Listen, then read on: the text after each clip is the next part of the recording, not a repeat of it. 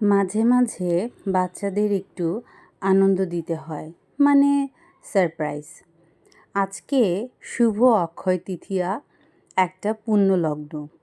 তো আজকের দিনে যা কিছু শুভ, যা কিছু ভালো, তার সবই অক্ষয় হয়ে থাকবে। মানে হাসি আনন্দ সব কিছুই অক্ষয় হয়ে থাকবে। তাই চিন্তা করলাম বাচ্চাদের কেননা একটু খুশি বা আনন্দ দেওয়ার চেষ্টা করি, বা সাডেন একটা সারপ্রাইজ দেওয়ার চেষ্টা করি, যাতে ওদের মনটা ভালো হয়ে যায়। কারণ আমি বিশ্বাস করি বাচ্চাদের মধ্যে স্বয়ং ভগবান বিরাজ করে।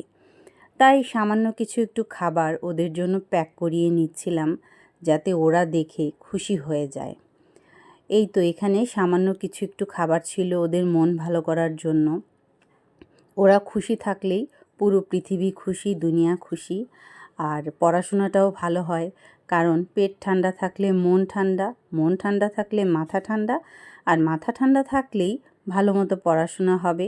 এই হচ্ছে মূল টেকনিক।